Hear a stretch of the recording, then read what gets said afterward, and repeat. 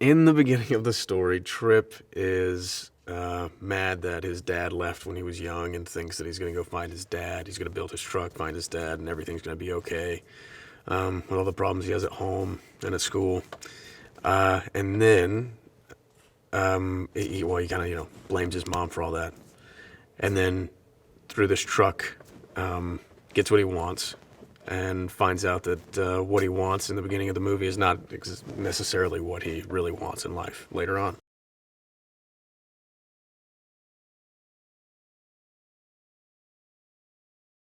The Tripp and the creature kind of start out not necessarily getting along. I mean, Tripp tries to kill him the first time he sees him. And then, just as a matter of circumstance, they have a very, very symbiotic relationship, so they can help each other out. The creature can be an engine for Tripp's truck so he can leave, and Tripp can take the creature anywhere, and he can move because he can't move without this truck. And over the course of this relationship, they realize, Tripp realizes that, it's kind of like his buddy now, and then they kind of develop this friendship that starts off kind of rough. It's not like they're best buddies to begin with, but it does end up becoming that way in the end.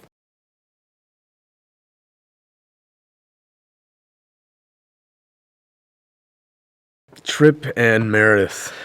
Meredith is kind of like about Tripp the whole time, and Tripp probably realizes it, but doesn't really have time to think about it. It doesn't care, in the beginning at least, until this adventure kind of gives him time to realize how important she is or could be to him. And it just, but in the beginning it's kind of the same thing with the creature. They don't really start off thinking that they're going to end up together, and then they end up, kind of falling for each other by the end.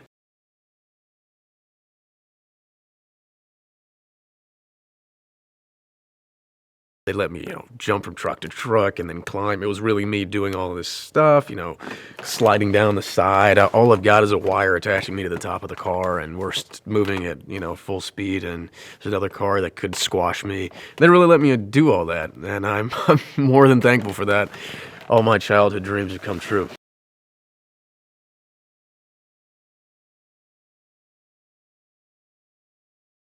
And the truck's amazing. I mean, the truck can...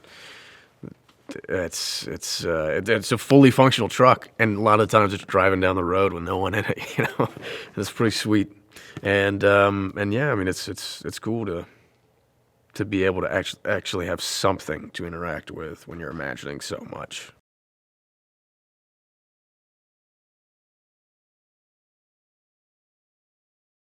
She's really good, and she's really natural, and sometimes I think I think the scene has stopped, but she's just so good that she's actually acting, but I think she's just being real. And, there's a lot of things. I mean, she just makes it really easy. She's easy to work with, and she's funny, too, in a different way than I am.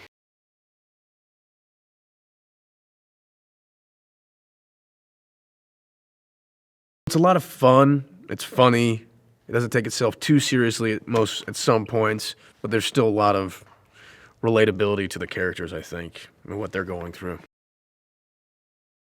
So did you like that video? Well, I've some interesting movie extras facts for you. Matte paintings were extremely popular before the CGI era. These are actual projections or paintings placed behind foreground objects to trick audiences into believing the actors were in a different location. Examples include the Statue of Liberty jutting out from the sand in Planet of the Apes from 1968, and the Emerald City awaiting Dorothy at the end of the Yellow Brick Road in The Wizard of Oz from 1939. Subscribe to our channel and check the notification bell to always be up to date with all the latest releases.